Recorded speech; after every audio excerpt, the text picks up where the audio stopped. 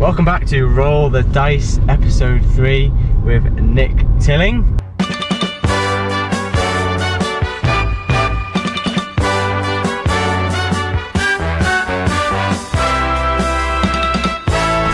And Ben Scaife. Oh, I'm Ben Scaife, yeah, of course. Today on the Diploma in Sporting Excellence podcast, we have a few things to talk about.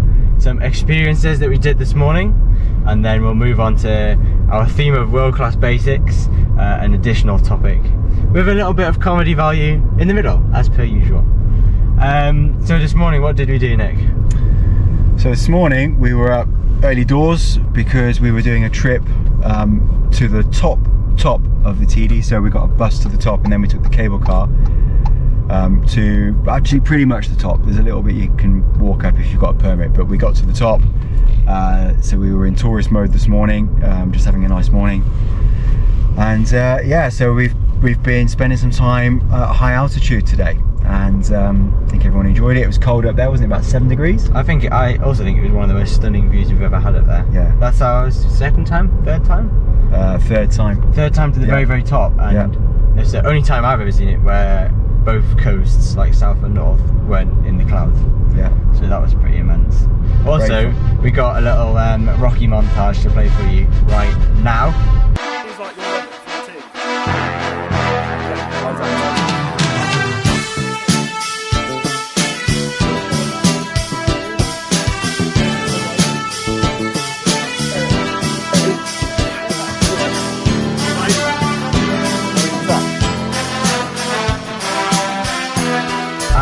Secondly, on the way back down, some wittiness from Nick. Here's what he had to say about the ride down from the top. God, you put me on the spot now. It's been the high point of the trip so far. You know what I mean? Terrible. Right, put your hand over the camera. Yeah.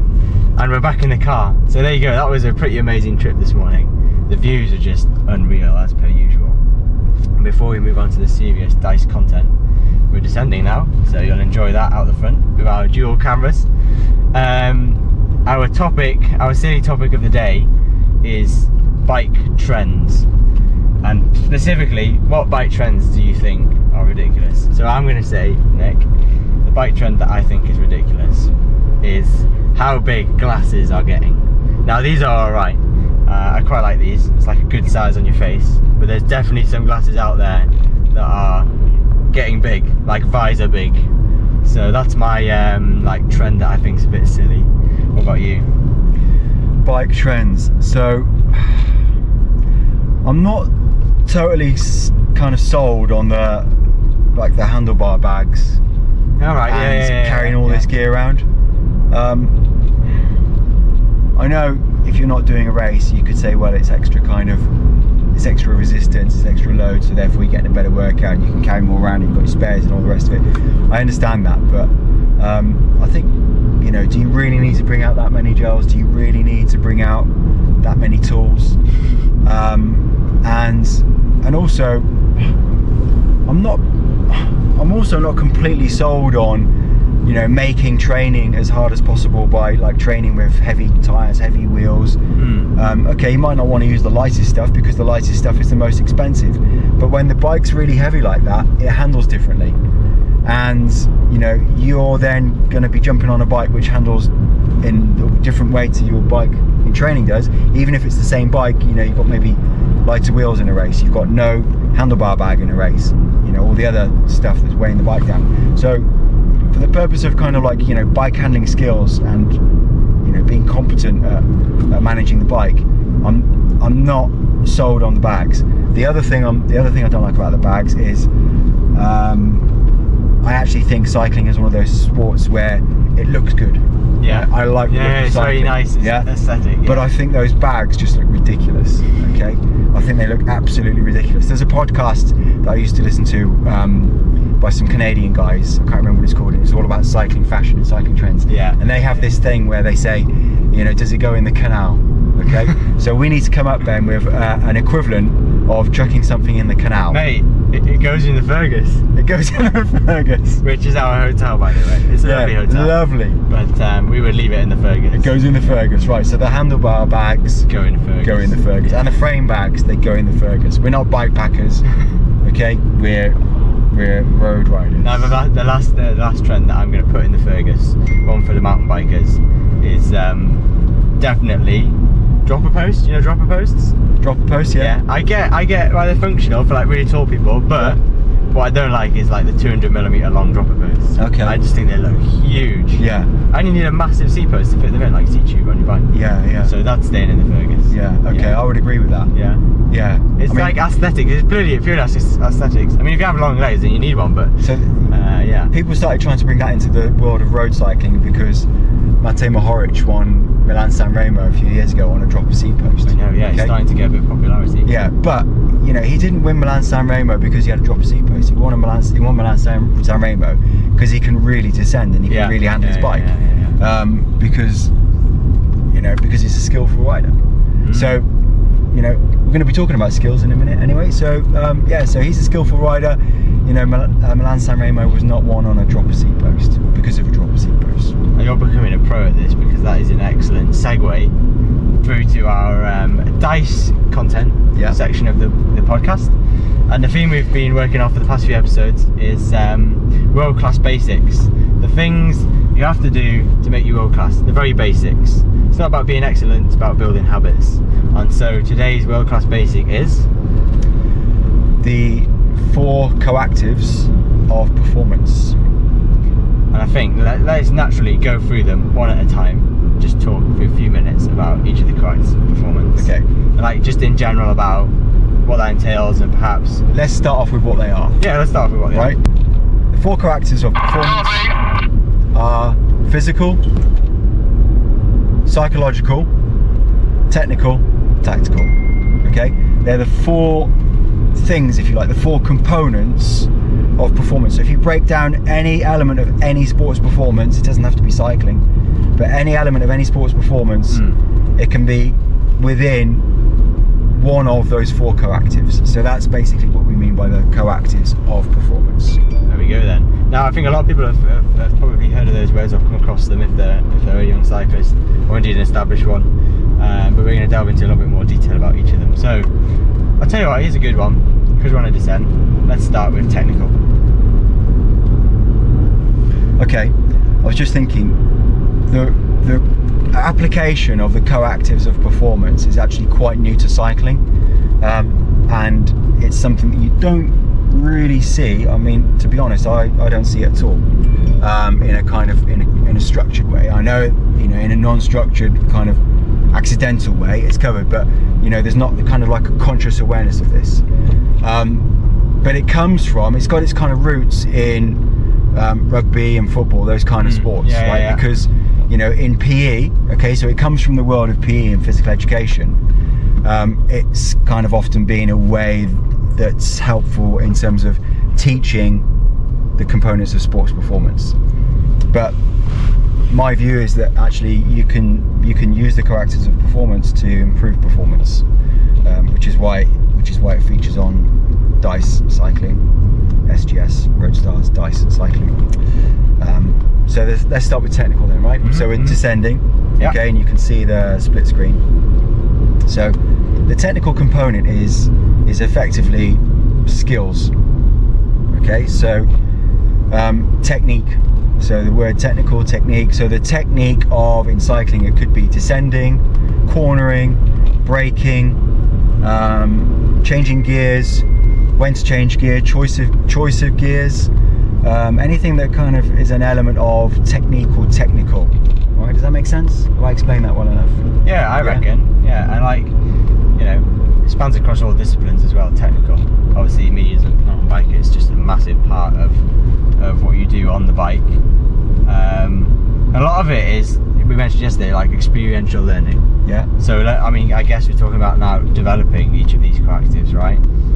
And so technically we offer coaching, obviously, on the techniques. Coaches help you understand and break down the technique and then identify the areas that you need to improve. Yeah. But then a lot of that is then going away and actioning that. Yeah. Because it's muscle memory. It's being able to do it without really thinking. Yeah. And the way you do that is by riding your bike loads and practicing these techniques. And as a coach, really our contact time is limited. But what we do is when we see those riders is help break it down and identify the areas they need to improve on. So that's probably a good explanation of technical, isn't it? Yeah. Tactical? Okay, so probably a bit more obvious in cycling. So tactics, and we're talking about race tactics. So race tactics could be, for example, attacking, bridging a gap, lead outs. Those are kind of like, of course, there are technical elements within this. Okay, so you can see the overlap. There is an overlap here, but the tactics of performance is more strategic. I think it's also like, there's that huge overlap between tech and tac, but tactical is the ability of a rider to know when to employ certain techniques or certain actions within a race scenario, right? Yeah. And so it is kind of exclusively for racing. Yeah. So here's a race example. Okay. So you've missed the break, right? I'm talking about road racing here. You've missed the break, and you've decided to actually try and get across to the break on your own. Okay. So you've got away from the peloton. So you're now halfway between the break and the peloton, and you've been there for about 5 kilometers. Okay. And you've only made, let's say, two-thirds of the gap. So tactically, what would you do there? What's the best thing to do? Is it best to sit up and wait, or is it best to keep going? I mean, there's no short answer to that, because the answer to that question starts with the words "it depends." Yeah. Right. Yeah. But the answer to that question requires tactical knowledge. All right. So that's tactics. Well, again, actually, these are so related, because you said there it requires tactical knowledge, which is acquired through experience, right? Yeah. So again, it's experiential learning. But another one that was explained to me a long time ago was recognition prime decision making, the process, which essentially is your brain's ability to make a quick decision about a scenario, for example, a race. But the way it does that is it almost like identifies what's happening and then flicks through your own little playbook of potential outcomes. Yeah. And the way you fill the content in that playbook is by racing and experiencing all the different scenarios. Yeah. And then your brain is able to kind of play it out, each scenario out till the end, and make that decision as to what the best move is. Yeah. So you kind of like see it all happening before it does, and then you can decide what the best move is. So it's all very interesting as well. It's way more than we can cover on a podcast, which is why you need to enroll on DiSE if you are a junior cyclist. Again, it's something that affects performance, and that's why we cover it on our DiSE program. Exactly. Okay, last two coactives of performance. Yeah. What have we done? Technical? Tech and tac. Tac. Okay, let's do physical. So physical in cycling, I suppose we're talking about fitness. Yeah. Really? Yeah.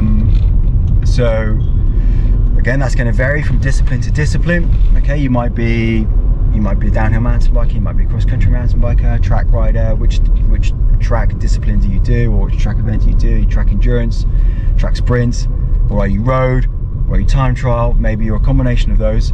But it's understanding the way that your body adapts to training. It's also knowing what your body has to be capable of in order to achieve the results that you're aiming to achieve in a race. Okay, so this is something that I think Team Sky were quite novel in their approach when they first started winning the Tour, because one of the things they started doing was they were analysing Alberto Contador in terms of the speed of his attacks on given climbs in the Tour, right? And from doing that kind of race analysis, they then worked out, okay, if you were a rider trying to follow those attacks, what kind of power would you need to produce? Okay, and how many times would you be required to produce that in order to A, not get dropped by him, and B, actually be able to drop him? Okay, so then the process of finding riders who can train for that and achieve those kind of numbers, that's how that kind of worked out, and that's how they were able to rock up at the tour so many times and win. Okay, but it ultimately comes down to fitness, because it's knowing that you have the physical ability to perform to the level that you need to be able to perform at to get the results that you're aiming to achieve. Okay, and you do not need to be the strongest, you do not need to be the fittest, but you need to be strong enough. Okay, you know, it's often not the strongest person that wins a bike race, but you need to be strong enough. So that's fitness. Sorry, that's physical. And the last coactive? So the last coactive is psychological or mental. Is sometimes really labelled differently. Topic. Yeah, it's a good one. Interesting topic. So we're now we're talking about the psychology of performance, really. Okay, but this could be the psychology of so many things. Like, for instance, the psychology of training, the psychology of injury, the psychology of nutrition. Yeah. And then there's, you know, the topics in psychology such as motivation, exercise adherence, personality, anxiety, arousal. Always gets a snigger, arousal. See? There we go. I was making him feel better. So those are some examples of psychological topics, and you know, to give you a really good cycling example, that one of the psychologists that worked with British Cycling and also Team Sky, he's not actually a psychologist, he's a psychiatrist, Dr. Steve Peters, used the chimp model, which lots and lots of people outside of cycling he's now are out familiar doing with. that with a lot of people, isn't he? Yeah. So you know, that's basically, you know, using an understanding of the psychological coactive to improve performance. Okay. And it's not just, I mean, Steve Peters is not just using that in cycling, by the way. He's using it in other sports, and he's using it outside in the corporate of sport. world. In the corporate world, yeah. I think an interesting one about like the mental aspect of it, right, is everybody does a physical warm-up, or they should, or at least they know they should. You know, you maybe warm up, for example, for a mountain bike race, you maybe warm up technically beforehand, so you're not just going into the race straight into single track or technical content. But not many people, and this is something I've been pushing with my mountain bike athletes lately, do a mental warm-up before the race. What do you actually do to get yourself in the zone? Or do you just hop off the rollers in your physical warm-up and crack on onto the start line, and you're like, yeah, I'm ready to go? Not many people do a mental warm-up, so that could be anything really. That could be having a trigger that puts you into race mode. You know, for example, for me, if I'm racing any downhill events, it's putting on my full face helmet. I only really wear that for racing. That gets me like in the mood. Also, if I'm climbing up on an enduro stage, before I drop in, visualization, which is applicable to road as well. If you're racing a crit, you can visualize the entire circuit. Use technology as well. We've talked about technology loads, but like, we've got 2 GoPros here. Film the race if it's allowed. Film your practice laps, and then use it for your visualization. And I've found it has huge benefits. It almost feels like you've ridden 2 or 3 more practice laps of the track, and you get there and you feel like in the flow state, if you can get there, and it is the most perfect feeling ever, especially when it comes to like descending or your technical skills. There's been loads of studies on that. I mean, there was a classic one that was done on basketball, which took basketball novices and teaching them how to shoot, and they split them into 3 groups: those that didn't practice at all, those that practiced physically, and those that practiced mentally. And the group that practiced mentally, so they didn't do any physical practice, outperformed the group that didn't do any practice. I know, I saw that. It's just fascinating. It's like the studies have shown as well, it's pretty much like when you do visualization, it uses like almost the same amount of your brain that actually doing the activity does. It's crazy. I mean, and it's so powerful. You can do it from your bed. It doesn't even take any effort. It's just so powerful. And when you do get in that flow state, it feels amazing. You feel like your wheels are in the exact right place. You're doing everything perfect. And so, you know, mental's a really interesting subject. It really is fascinating. So with these coactives, okay, There is so much to the Coactives. I mean, we're not even scratching. I know, yeah, we're literally just giving them a little tickle. Just giving you a tickle, yeah.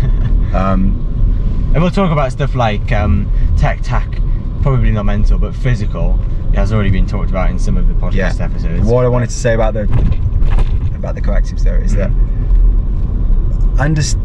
you're not expected. The idea is not to be able to cover all of the Coactives in like 100% depth, and to then be kind of a Coactives kind of guru, master, or master. Yeah, that's not what it's about, because you should be learning all the time throughout your whole career as a rider.